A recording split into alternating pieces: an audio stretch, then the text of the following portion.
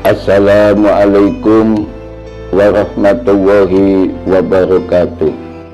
Para mahasiswa yang dimuliakan Allah Subhanahu wa Ta'ala, pada kesempatan ini berjumpa kembali pada mata kuliah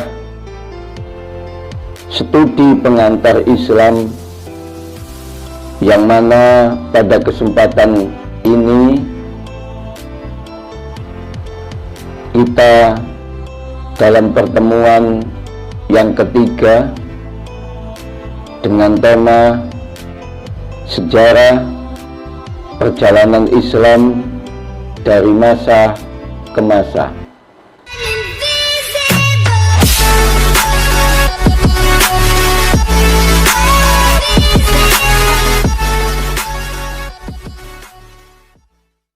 Assalamualaikum warahmatullahi wabarakatuh. Bismillahirrahmanirrahim. Alhamdulillahi rabbil alamin. Wassalatu wassalamu ala ashrafil anbiya wal mursalin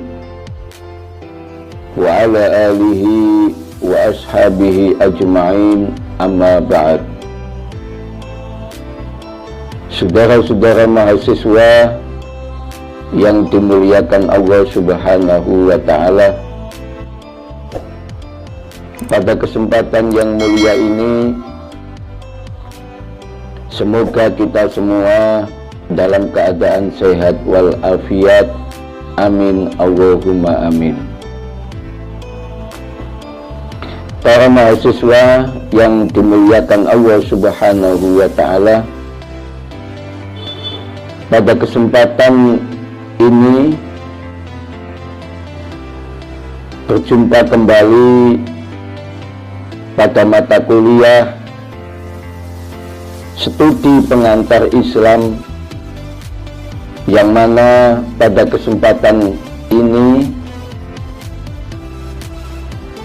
kita dalam pertemuan yang ketiga dengan tema sejarah perjalanan Islam dari masa ke masa.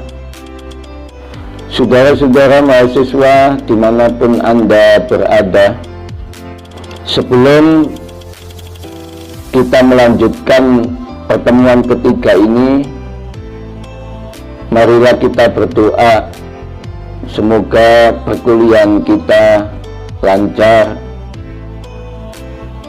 dan membawa ilmu yang bermanfaat.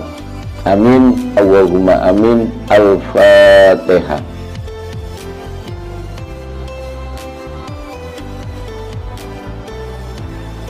Amin Allahumma amin.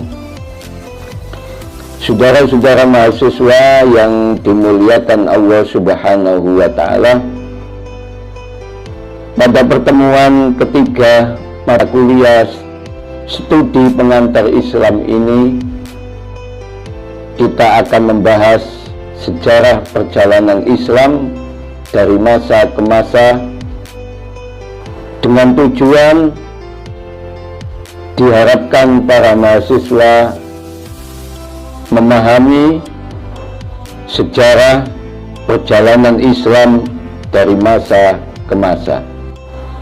Para mahasiswa yang dimuliakan Allah Subhanahu wa Ta'ala, yang pertama, Islam pada masa Nabi Muhammad Sallallahu Alaihi Wasallam, yaitu di tahun 610 sampai 632 Masehi. Terdapat dua pendapat populer tentang awal dimulainya sejarah Islam pada masa Nabi Muhammad Sallallahu Alaihi Wasallam. Pertama, yang mengatakan bahwa sejarah Islam dimulai sejak Nabi Muhammad Sallallahu Alaihi Wasallam diangkat menjadi Rasul. Yang kedua, Ada yang berpendapat bahwa sejarah Islam dimulai semenjak Nabi Muhammad SAW hijrah dari Mekah ke kota Madinah. Saudara-saudara mahasiswa, dimanapun Anda berada yang dimuliakan Allah Subhanahu wa Ta'ala, jika berdasar pada dimulainya penghitungan tahun hijrah, maka pilihan akan jatuh pada pendapat yang kedua, yaitu dimulai sejak Nabi Muhammad SAW melakukan hijrah dari Mekah ke Madinah, karena tahun Islam atau kalender Hijriah dimulai dengan hijrahnya Nabi Muhammad SAW dari Mekah ke Madinah pada tahun 622 Masehi. Hal ini bisa dilihat pada buku Islam ditinjau dari berbagai aspeknya. Harun Nasution tahun 2001 jilid 1 halaman 50. Sesuai dengan periodisasi Islam pada masa Nabi Muhammad SAW terbagi menjadi dua, yaitu pada masa Mekah dan masa Madinah. Ketika Nabi Muhammad SAW di Mekah, ia bersama pengikutnya selalu mendapatkan tekanan dari kalangan Quraisy yang tidak setuju dengan ajaran yang disampaikannya. Maka Nabi Muhammad SAW kemudian mengirim sejumlah pengikutnya ke Abyssinia yang beragama Kristen Koptik untuk mendapatkan suaka. Itulah fase Mekah yang membuat Nabi Muhammad SAW bertahan di Mekah atas dukungan keluarganya. Saudara-saudara mahasiswa dimanapun Anda berada yang dimuliakan Allah Subhanahu wa Ta'ala, setelah istrinya Khadijah wafat, kepala sukunya juga wafat dan digantikan oleh orang yang tidak simpati kepadanya. Maka pada tahun 620 Masehi, Nabi Muhammad SAW membuat persetujuan dengan sejumlah penduduk Yasrib yang terkemuka agar dapat diterima di kalangan mereka. Setelah itu beliau hijrah ke Yasrib, yang di kemudian hari Yasrib ini berubah menjadi kota Madinah. Di Madinah, umat Islam dikelompokkan menjadi dua. Yang pertama disebut kelompok Muhajirin, yaitu mereka yang mengikuti Nabi Muhammad SAW untuk melakukan migrasi dari Mekah ke Madinah. Dan yang kedua adalah Ansor, yaitu mereka yang merupakan penduduk asli Madinah yang menerima dan menyambut kedatangan Nabi Muhammad SAW beserta pengikutnya ketika sampai di Madinah. Para mahasiswa yang dimuliakan Allah Subhanahu wa Ta'ala, dimanapun Anda berada, pada masa di Madinah inilah Nabi Muhammad SAW mampu menerapkan gagasan Al-Quran secara maksimal. Perpindahan Nabi Muhammad SAW dari Mekah ke Madinah pada saat itu merupakan sebuah langkah yang sangat revolusioner, karena hijrah di masa itu tidak sekedar perpindahan tempat tinggal, tetapi merupakan bagian dari upaya perubahan pola pikir, perilaku, dan tradisi, di mana dalam tradisi Arab pra-Islam, suku merupakan nilai yang suci, dan meninggalkan kelompok yang masih memiliki hubungan darah dan bergabung dengan kelompok lain yang tidak memiliki hubungan darah adalah suatu hal yang belum pernah terdengar. Pada prinsipnya, hal itu dianggap penghinaan dan merupakan kesalahan yang tidak dapat dimaafkan. Para mahasiswa yang dimuliakan Allah Subhanahu wa Ta'ala, maka dengan terbentuknya komunitas ummah di Madinah menjadi masalah dalam pandangan kaum Quraisy di Mekah, karena dianggap merusak tatanan yang sudah baku. Apalagi komunitas ummah itu tidak terbentuk oleh hubungan darah sebagaimana komunitas yang ada pada umumnya, tetapi terbentuk oleh suatu ideologi bersama.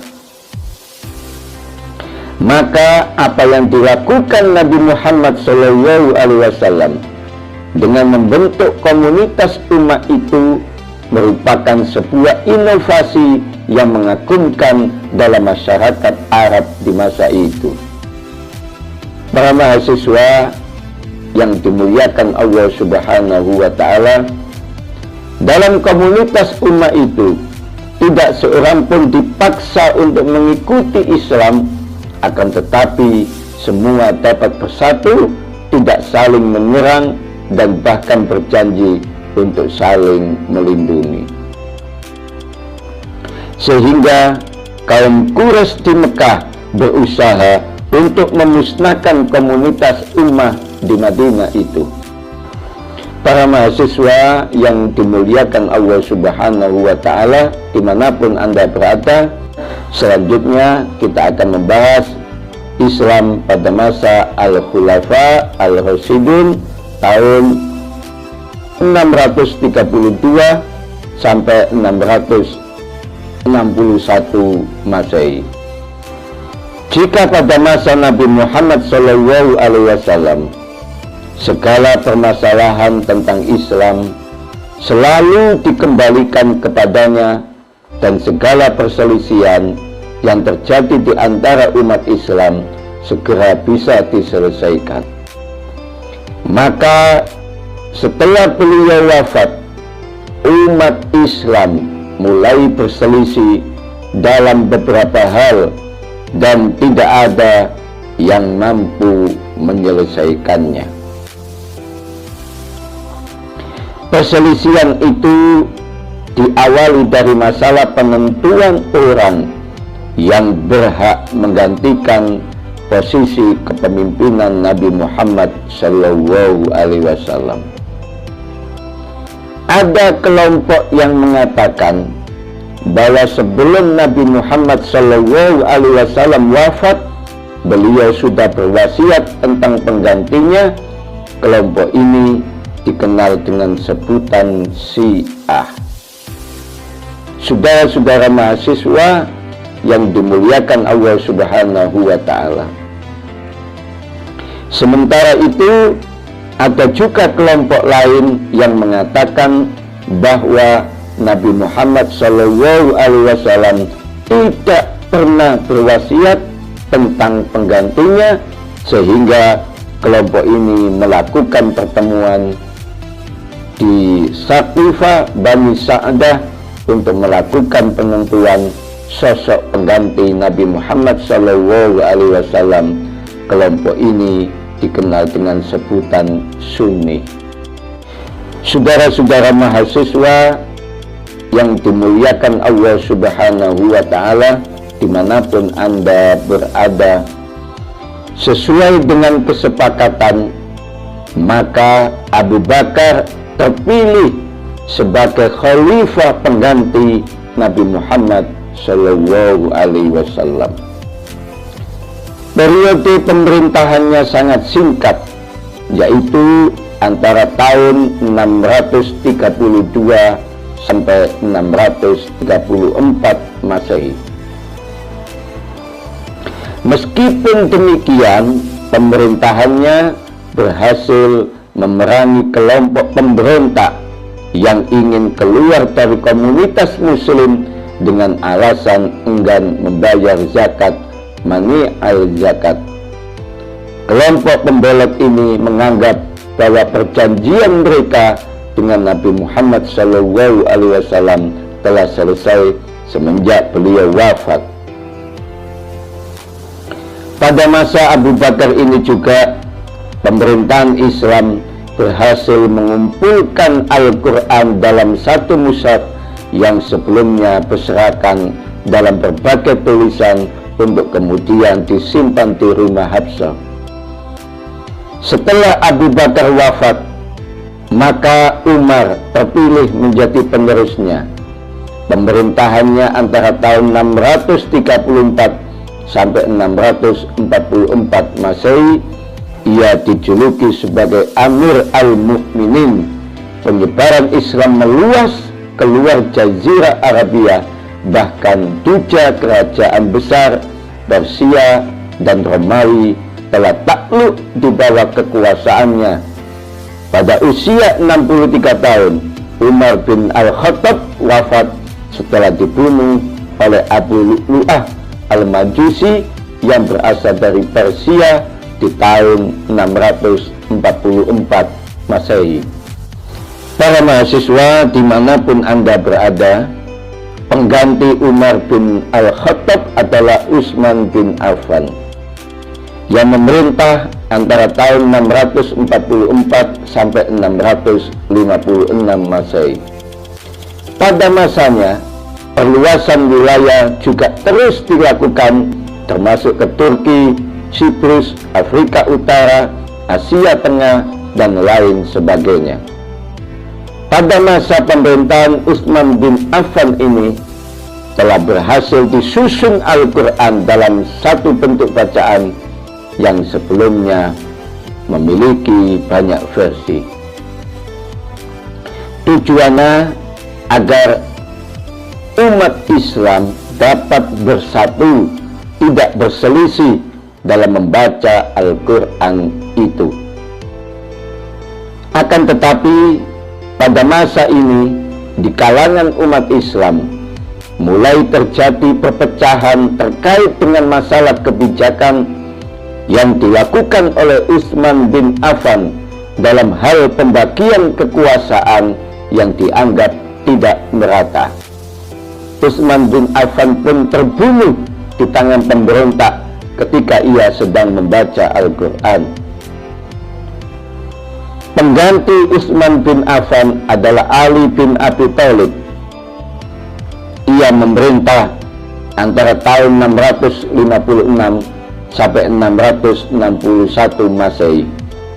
Perpecahan di kalangan umat Islam semakin tajam dengan terbaginya umat Islam menjadi 2 kubu, yaitu pendukung Ali bin Abi Thalib dan pendukung Muawiyah bin Abi Sufyan.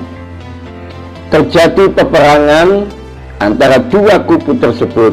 Peperangan antara keduanya akhirnya diselesaikan melalui upaya perdamaian yang dikenal dengan istilah arbitrasi atau tahkim. Metode perdamaian dengan cara tahkim ini mengecewakan beberapa pendukung Ali, sehingga mereka menyatakan keluar dari barisan Ali dan berbalik menyerang Ali bin Abi Thalib serta pendukungnya yang menyetujui proses tahkim. Kelompok ini bahkan mengklaim Ali bin Abi Thalib beserta pendukungnya sebagai kafir. Kelompok ini pun pada akhirnya dikenal dengan sebutan Khawarij.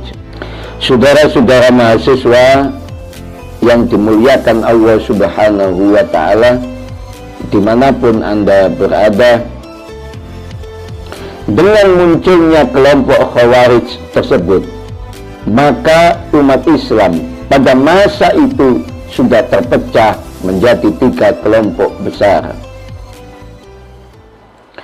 Yang pertama adalah Syiah, yang hanya mengakui Ali bin Abi Thalib sebagai pengganti Nabi Muhammad SAW dan tidak mengakui kepemimpinan sahabat Abu Bakar, Umar bin Khattab, dan Utsman bin Affan.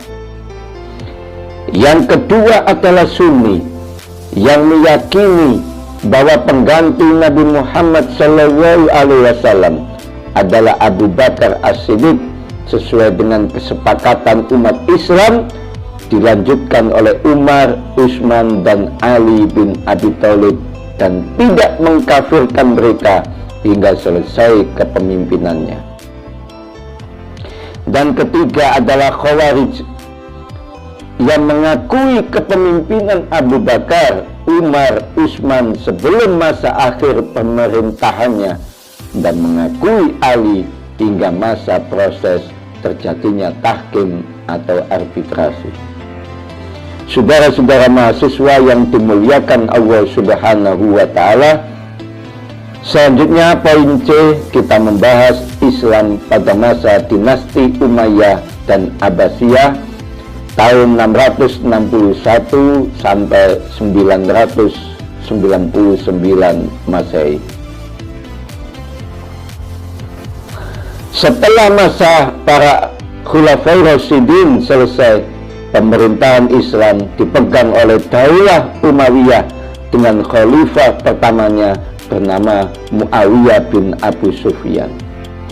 Ia menjadikan pusat pemerintahannya di Damaskus, Syria, tempat ia menjabat sebagai gubernur di masa pemerintahan Utsman bin Affan. Dinasti ini mencapai puncak kejayaannya di masa Al-Walid pada wafat tahun 715 Masehi. Dalam dinasti ini ada sosok religius yang sangat terkenal dalam sejarah Islam, yaitu Umar bin Abdul Aziz yang wafat tahun 720 Masehi. Ia dikenal sebagai khalifah yang adil dan bijaksana, sederhana dalam pola hidupnya, dan jauh dari kemewahan. Kebijakannya yang kontroversial inilah mengembalikan harta kekayaan yang dimiliki keluarganya dan istrinya ke Baitul Mal. Ia menghapus upeti yang dipungut dari ahli al-dhimah yang sudah masuk Islam.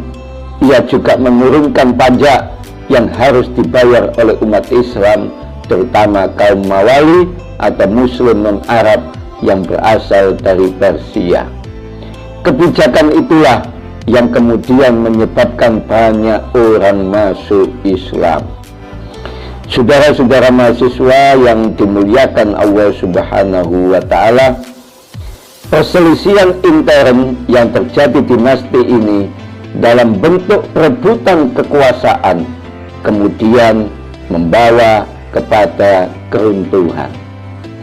Maka kepemimpinan dalam Islam kemudian dilanjutkan oleh dinasti Abbasiyah yang didirikan oleh Abu al-Abbas yang wafat tahun 754 Masehi dengan dukungan kaum Mawali. Dukungan dari kaum Mawali inilah yang membedakan antara dinasti Umayyah dan dinasti Abbasiyah, di mana dinasti Umayyah didukung oleh bangsa Arab, sementara dinasti Abbasiyah didukung oleh kaum Mawali. Dinasti ini mencapai kejayaannya pada masa Harun al-Rasyid yang wafat tahun 809 Masehi, yang banyak memperhatikan kesejahteraan rakyatnya. Ia membangun rumah sakit pendidikan kedokteran, farmasi dikembangkan sehingga jumlah dokter di masa itu mencapai 800 orang. Ia juga memperbaiki infrastruktur seperti membangun jalan raya yang menghubungkan akses ke seluruh negara yang masuk di wilayah kekuasaannya. Ia juga membangun istana dan taman kota, pemandian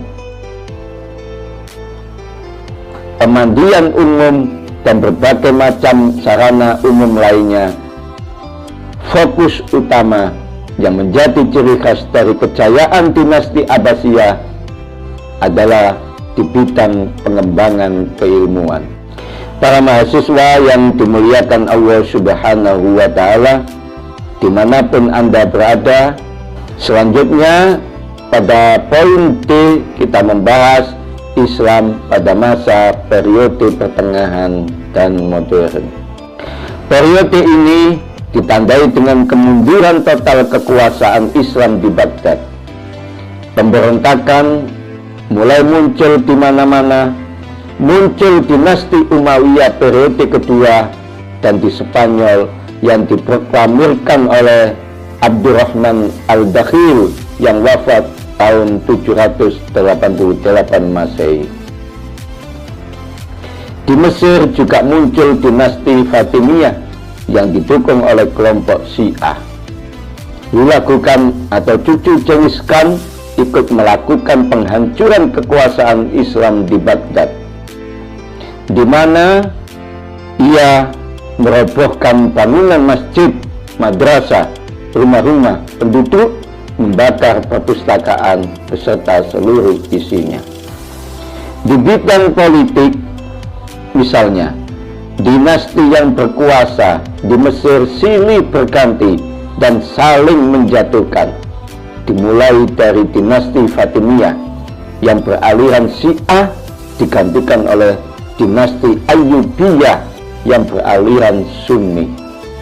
Ayyubiyah yang berakhir pada tahun 1250 dan digantikan oleh dinasti Mamlukiyah sampai tahun 1517. Dalam keadaan demikian, muncullah 3 kerajaan besar Islam yang mencoba untuk membangkitkan kembali kekuasaan Islam, yaitu Utsmani di Turki tahun 1290 sampai 1924 Masehi. Kemudian Safawi di Persia tahun 1501 sampai 1732 Masehi, dan Mughal di India tahun 1526 Masehi sampai 1858 Masehi. Akan tetapi ketiga kerajaan ini tidak bisa bertahan, satu demi satu berjatuhan dan digantikan oleh kekuatan lain. Kerajaan Utsmani digantikan oleh Republik Turki tahun 1924. Safawi di Persia digantikan oleh dinasti Qajar tahun 1925, dan kerajaan Mughal di India digantikan oleh penjajah Inggris tahun 1875, dan Mesir dikuasai oleh Napoleon dari Prancis tahun 1798. Akhirnya umat Islam memasuki fase kemunduran kedua. Saudara-saudara mahasiswa yang dimuliakan Allah Subhanahu wa Ta'ala, pada periode modern Islam mengalami perkembangan yang luar biasa, sehingga Harun Nasution menyebut periode itu sebagai zaman kebangkitan Islam. Ekspedisi Napoleon yang berakhir tahun 1801 membuka mata umat Islam terutama Turki dan Mesir, akan kelemahan umat Islam di hadapan kekuatan Barat. Ekspedisi Napoleon di Mesir memperkenalkan ilmu pengetahuan dengan membawa 167 ahli dalam berbagai cabang ilmu. Dia membawa 2 set alat percetakan huruf Latin, Arab, dan Yunani. Para mahasiswa, dimanapun Anda berada, ekspedisi itu bukan hanya membawa misi militer, tetapi juga misi ilmiah. Napoleon membentuk lembaga ilmiah yang disebut dengan Institut Egypt yang mempunyai 4 bidang kajian, yaitu ilmu pasti, ilmu alam, ilmu ekonomi dan politik, serta ilmu sastra dan seni. Selain itu, diterbitkan juga majalah ilmiah yang bernama Career at Egypt. Ide-ide baru yang diperkenalkan oleh Napoleon di Mesir adalah sistem negara republik yang kepala negaranya dipilih untuk jangka waktu tertentu, persamaan, egaliter, dan paham kebangsaan nation. Para pemuka Islam pun mulai berpikir dan mencari jalan keluar untuk mengembalikan kejayaan umat Islam.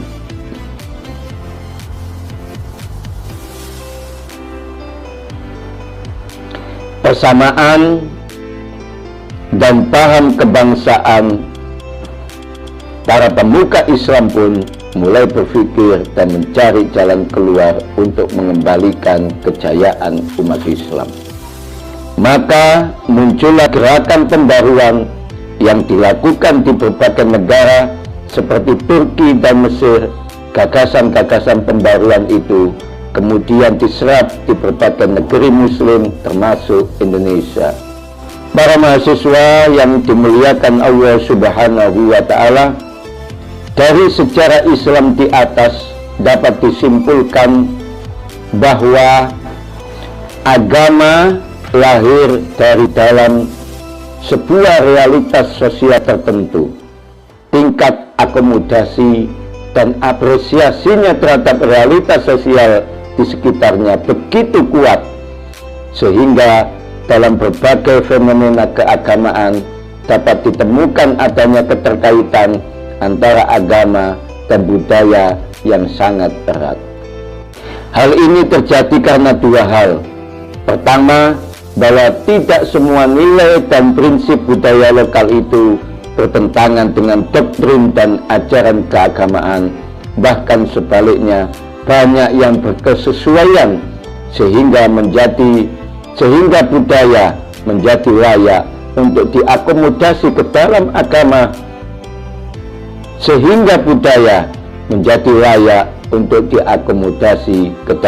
agama,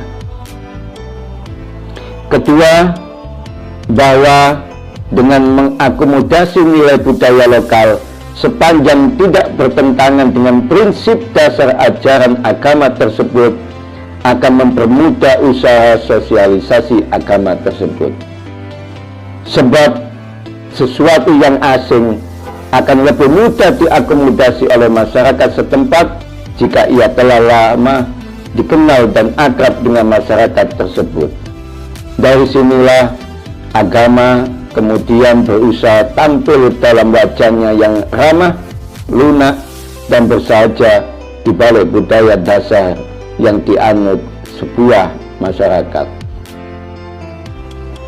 Para mahasiswa yang dimuliakan Allah Subhanahu wa Ta'ala, kesimpulan pada kuliah kita hari ini yaitu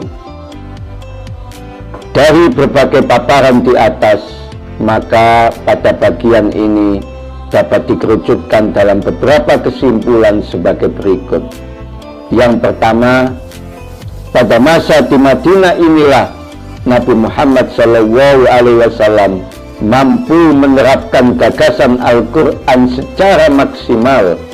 Perpindahan Nabi Muhammad SAW dari Mekah ke Madinah pada saat itu merupakan sebuah langkah yang sangat revolusioner, karena hijrah di masa itu tidak sekedar perpindahan tempat tinggal, tetapi merupakan bagian dari upaya perubahan pola pikir, perilaku, dan tradisi. Di mana dalam tradisi Arab pra-Islam, suku merupakan nilai suci dan meninggalkan kelompok yang masih memiliki hubungan darah dan bergabung dengan kelompok lain yang tidak memiliki hubungan darah adalah suatu hal yang belum pernah terdengar. Pada prinsipnya, hal itu dianggap penghinaan dan merupakan kesalahan yang tidak dapat dimaafkan. Saudara-saudara mahasiswa yang dimuliakan Allah Subhanahu wa Ta'ala, kesimpulan yang kedua, di Madinah Nabi Muhammad SAW mampu membentuk komunitas ummah yang terbentuk oleh suatu ideologi bersama. Dalam komunitas ummah itu tidak seorang pun dipaksa untuk mengikuti Islam, akan tetapi semua dapat bersatu untuk tidak saling menyerang dan bahkan berjanji untuk saling melindungi. Sehingga kaum Quraisy di Mekah berusaha untuk memusnahkan komunitas ummah di Madinah itu. Para mahasiswa yang dimuliakan Allah Subhanahu wa Ta'ala, kesimpulan yang ketiga, di masa Khulafa Ar-Rasyidin muncul 3 kelompok besar, yaitu Syiah yang hanya mengakui Ali bin Abi Thalib sebagai pengganti Nabi Muhammad SAW, sehingga tidak mengakui kepemimpinan sahabat Abu Bakar, Umar bin Khattab, dan Utsman bin Affan. Yang kedua adalah Sunni yang mengakui, yang meyakini bahwa pengganti Nabi Muhammad SAW adalah Abu Bakar As-Siddiq, sesuai dengan kesepakatan umat Islam dilanjutkan oleh Umar, Utsman, dan Ali bin Abi Thalib, serta tidak mengkafirkan mereka hingga selesai kepemimpinannya. Dan ketiga adalah Khawarij yang mengakui kepemimpinan Abu Bakar, Umar, Utsman sebelum masa akhir pemerintahnya dan mengakui Ali hingga masa proses terjadinya tahkim atau arbitrasi. Saudara-saudara mahasiswa yang dimuliakan Allah Subhanahu wa Ta'ala, dimanapun Anda berada, demikianlah kuliah kita pengantar studi Islam pada pertemuan yang ketiga ini dengan tema sejarah perjalanan Islam dari masa ke masa. Semoga ada manfaatnya, semoga diridhai oleh Allah Subhanahu wa Ta'ala, dan jumpa lagi pada mata kuliah sejarah pengantar Islam atau studi pengantar Islam minggu depan dalam waktu dan jam yang sama. Dan semoga saudara-saudara semua, para mahasiswa, diberikan oleh Allah kesuksesan, kesehatan, dan prestasi di dunia dan akhirat. Demikian yang bisa saya sampaikan. Hadanallahu wa iyyakum ajmain, wallahul muwafiq ila aqwamit thoriq. Assalamualaikum warahmatullahi wabarakatuh.